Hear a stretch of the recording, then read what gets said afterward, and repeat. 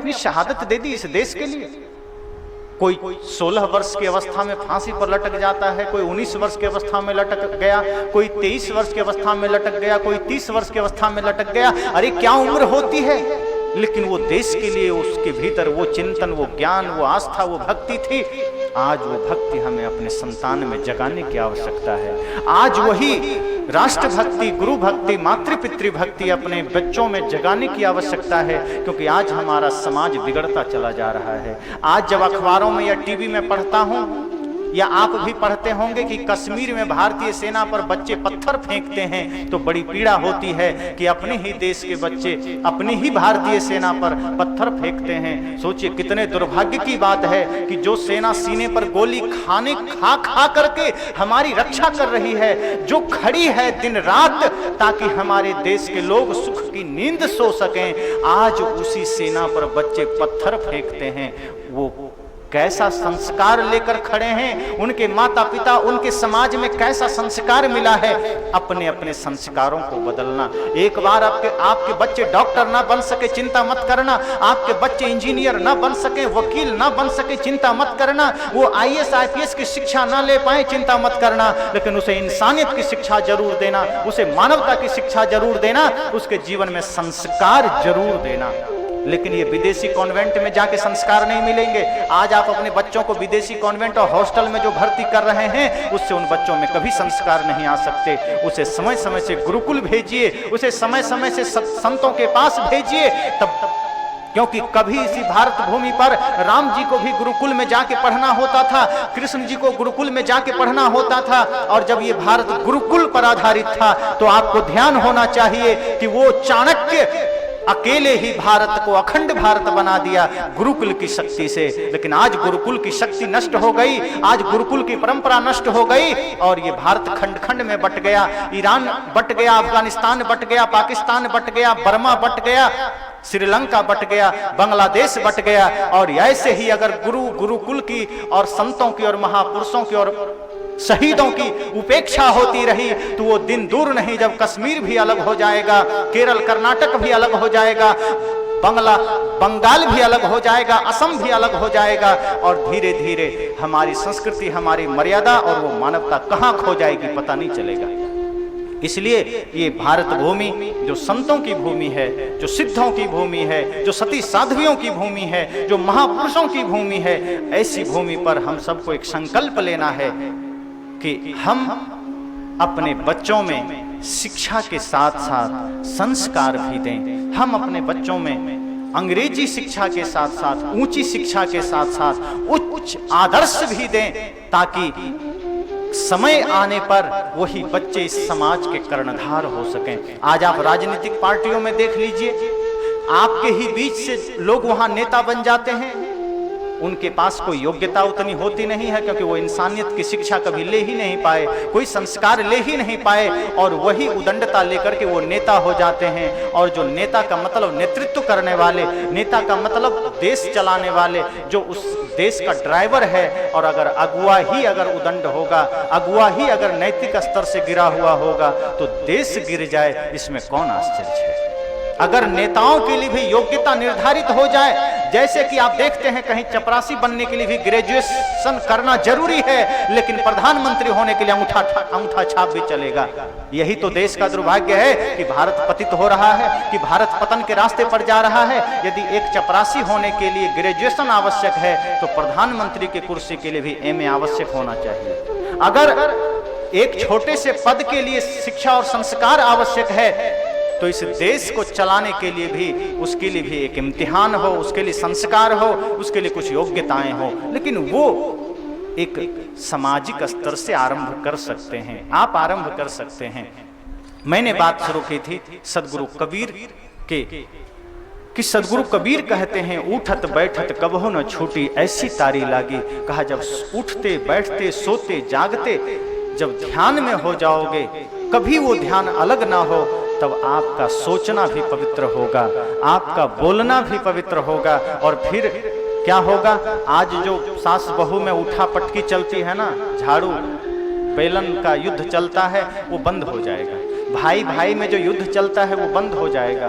पिता पुत्र में जो युद्ध चलता है वो बंद हो जाएगा, पड़ोसी पड़ोसी में जो युद्ध चलता है वो बंद हो जाएगा, और हम संकल्प ले सकेंगे कि हमारे घरों में जिन दीवारों पर कभी रामकृष्ण, बुद्ध, महावीर, कबीर, भगत सिंह, चंद्रशेखर आजाद की तस्वीर हुआ करते थे, आज वो तस्वीर हम हटा दिए। आज बच्चे लोग भी, जो पढ़ने वाले छात्र छात्राएं हैं, वो अपने कॉपी में हीरो हीरोइन की तस्वीर रखते हैं, दीवारों पर हीरो हीरोइन की तस्वीर रखते हैं, और जैसा आप देखोगे वैसा आपका संस्कार बनेगा। यदि आप अपना देखना सही कर लोगे, यदि आपकी आंखों के सामने सदैव कोई संत या शहीद या माता पिता की तस्वीर होंगे, तो वैसे ही संस्कार आपके जीवन में आएंगे। लेकिन अगर आपकी नजरें सदैव ऐसे ही दृश्यों पर पड़ेंगी जिनका बैकग्राउंड या कह लें जिसके पीछे का आचरण सही नहीं है, तो जीवन में बिखराव आएगा, जीवन बिगड़ेगा। इसलिए सदगुरु कबीर हमें मानसिक रूप में पवित्र होने की बात करते हैं। कहते हैं कि जिसका मन पवित्र हुआ, जिसका मन सुंदर हुआ, बाहर की सुंदरता तो खुद ब खुद आ जाएगी। सदगुरु कबीर पौधे लगाने पर विश्वास रखते हैं, सदगुरु कबीर जड़ में पानी देने पर विश्वास रखते हैं। वो नहीं कहते कि पेड़ के पत्तियों में पानी डालो, अरे पेड़ की पत्तियों की चिंता मत करो, पेड़ के तने की चिंता मत करो, बस पेड़ के जड़ में पानी डालते रहो, पत्तियां भी हरी रहेगी, तना भी ठीक रहेगा। लेकिन आज हम कर तो वही रहे हैं, जड़ में बस पानी नहीं डालते हैं, पत्तियों पर पोछा लगा रहे हैं, तने पर झाड़ू लगा रहे हैं कि पत्तियां चमकती रहे। हम अपनी संस्कार सही नहीं करते और सोचते हैं हमारा समाज ठीक हो जाए, हमारा परिवार ठीक हो जाए, हमारा घर ठीक हो जाए। अरे क्या खाक ठीक होगा? आप अपने भीतर के संस्कार, अपने मन को पवित्र बना लीजिए, क्योंकि इसी का परिणाम है परिवार में जो स्वर्ग का वातावरण होता है, वो आपके मन की पवित्रता का परिणाम है, वो आपके मन की भक्ति का परिणाम है। यदि मन भक्ति में है, यदि मन पवित्र है, तो बाहर अपने आप परिणाम आएगा, बाहर अपने आप पवित्रता आएगी। इसलिए सदगुरु कबीर बड़े ही सहज भाव से कहते हैं कि मैं इसलिए उस ध्यान की बात करता हूँ, उस प्रेम की बात करता हूँ जो 1 घंटे, 1 दिन, 24 घंटे के लिए नहीं, 7 दिन के लिए नहीं, बल्कि जब तक श्वासें चलती है ध्यान चलता रहे, जब तक सांस चलती है प्रेम की धारा प्रवाहित होती रहे, और वो प्रेम ऐसा हो कि अपने हो या पराए सबके लिए हो न्याय। देखो कदम तुम्हारा हरगिज न डगमगाए, रास्ते बड़े कठिन हैं चलना संभल संभल के, इंसाफ की डगर पे बच्चों दिखाओ चल के। वो ध्यान की बात सदगुरु कबीर कहते हैं। किसी ने उनसे पूछा कि आप तो ध्यान, प्रेम, सत्य की बात करते हैं, आप तो प्रार्थना की बात करते हैं, आप तो आत्मिक धन की बात करते हैं, लेकिन आपके नजर में इस धरती पर सुखी कौन है? आपके नजर में इस धरती पर धनी कौन है? कबीर साहब ने कहा, तुम किसे धनी मानते हो? लोगों ने कहा, हमारी नज़र में तो अंबानी धनी हो सकता है, हमारे नज़र में तो टाटा बिरला ही होगा, धनी होगा, हमारे नज़र में तो राजे महाराजे धनी होंगे। सदगुरु कबीर कहते हैं, मैं तो इन्हें भिखारी मानता हूँ। लोगों को आश्चर्य हुआ, कहा जिन्हें संसार धनी समझता है, जिन्हें दुनिया धनी समझती है, उन्हें सदगुरु कबीर भिखारी मानते हैं। लोगों ने कहा, लेकिन क्यों? सदगुरु कबीर ने कहा, तुम्हें भरोसा नहीं होता? लोगों ने कहा, भरोसा तो नहीं होता क्योंकि वो तो धनी है, उसके पास एयर कंडीशनर, सब कुछ, गाड़ी घोड़े, बंगले, हीरे जवाहरात, बंगले सब कुछ हैं, वो तो धनी हैं। सदगुरु कबीर ने कहा, लेकिन मेरी नज़र में वो भिखारी हैं। कहा कैसे? कहा कभी मंदिर जाके देखना, पता चल जाएगा। कहा कैसे? कहा कभी मंदिर जाना और उन सेठों को, उन धनियों को, उन करोड़पतियों को जरा भगवान के सामने खड़ा होकर के देखना वो क्या कहता है। कहा मंदिर जब जाओगे ना तो मंदिर के बाहर कुछ भिखारी तुम्हें मिल जाएंगे। उन्हें दुनिया भिखारी समझती है जो मंदिर के बाहर बैठे हैं, लेकिन मेरी नज़र में वो भिखारी नहीं है, मेरी नज़र में तो जो मंदिर के अंदर गया है वो भिखारी है। लोगों ने कहा कैसे? लोगों ने कहा अर्थ तो बताइए। सदगुरु कबीर कहते हैं, जो मंदिर के बाहर बैठा है वो तो पेट भरने के लिए मांग रहा है, उसकी तो जरूरत है, वो 1 आना 2 आना, 1 रुपया 2 रुपया मांग रहा है। लेकिन ध्यान देना, जो अंदर गया है वो भगवान से करोड़ों मांग रहा है। वो फैक्ट्री मांग रहा है, बंगला मांग रहा है, पुत्र मांग रहा है, धन मांग रहा है, और जो बहुत ज्यादा मांग रहा है उसे मैं भिखारी कहता हूं। जिसकी मांग खत्म हो गई उसे मैं सम्राट कहता हूं। सदगुरु कबीर कहते हैं, चाह गई चिंता मिटी, मनुआ बेपरवाह, जिनको कुछ नहीं चाहिए वो ही शाहंशाह। कहते हैं जिसकी चाह मिट गई उसकी चिंता मिट गई, उसका मन निश्चिंत हो गया, और जिसको कुछ भी नहीं चाहिए वो सम्राट हो गया। जो देना जान लिया, जो देने लग गया, जिसने देना सीख लिया वो सम्राट हो गया। उस आदमी ने कहा लेकिन गुरुदेव मैं तो गरीब आदमी हूं, क्या दे सकता हूं? सदगुरु कबीर ने कहा फिर तुम नहीं समझे। अरे गरीबी का मतलब कोई धन ही देना थोड़े है।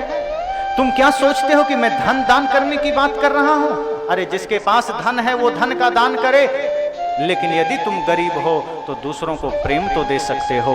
यदि तुम गरीब हो ईमानदारी तो दे सकते हो। यदि तुम गरीब हो मीठे वचन तो दे सकते हो। और यदि तुमने मीठा वचन देना जान लिया, प्रेम देना जान लिया, शक्ति देना जान लिया, तो तुम भी दानी हो गए और तुम भी सम्राट हो गए। सम्राट का तात्पर्य बाहरी वैभव से नहीं होता। सम्राट का असली अर्थ तो भीतरी शांति से है कि जो भीतर से शांत हो गया, जो भीतर से निश्चिंत हो गया, जो भीतर से परमानंद में आ गया, वही सम्राट है, वही धनिक है, वही दौलतमंद है। तो सदगुरु कबीर कहते हैं, इसलिए मैं जब ध्यान की बात करता हूं तो ध्यान का मतलब बैठ करके सिर्फ इधर उधर ताकना झांकना नहीं कहता। ध्यान का मतलब जब सिर्फ कोई नाम का जाप नहीं कहता। ध्यान का मतलब कोई माला फेरना नहीं कहता, क्योंकि तुम माला तो फेरते हो लेकिन मन तेरा दुनिया भर में घूमता रहता है। हाथ में तो माला घूम रहा है और जीभ मुख में घूम रहा है, राम राम कह रहा है, लेकिन मन तो तेरा शहर बाजार गांव घर गली कुची दुनिया भर में घूम रहा है। तो मैं जब कहता हूं तो मेरा मन है कि हाथ भले चलता रहे, मुख भले चलता रहे, कदम भले चलता रहे, लेकिन मन रुक जाए प्रभु के भक्ति में, मन रुक जाए गुरु के चरणों में, तो समझना काम बन गया।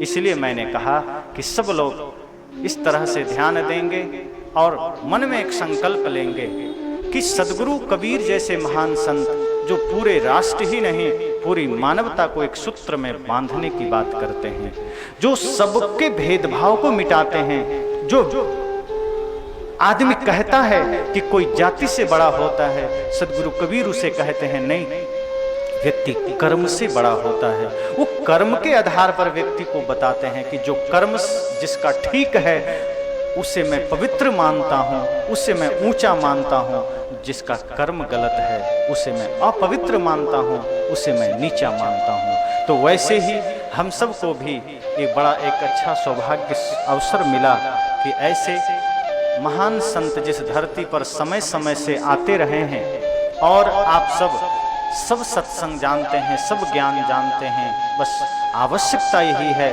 कि 1 मिनट का ही सत्संग क्यों ना हो, कोई जरूरी नहीं महीना भर का हो, कोई जरूरी नहीं बड़े शास्त्र ही पढ़ना पड़े। सदगुरु कबीर तो कहते हैं एक शब्द गुरुदेव का ताका अनंत विचार, कि एक शब्द ही क्यों ना हो, एक घटना ही क्यों ना हो, 1 मिनट ही क्यों ना हो, लेकिन उस ज्ञान को, उस आदर्श को हम अपने आदर्श बना लें, उस संतों के महापुरुषों के आचरण को हम अपना आचरण बना लें, उनके ज्ञान को हम अपना ज्ञान बना लें, उनके जो उपदेश हैं वो हम अपने चर्या में उतार लें। उसी दिन हमारा सत्संग सार्थक हो जाएगा, उसी दिन हमारी पूजा सार्थक हो जाएगी। तो यही मंगल कामना करते मैं अपनी वाणी को विराम देता हूँ। बोलिए सदगुरु कबीर साहिब की।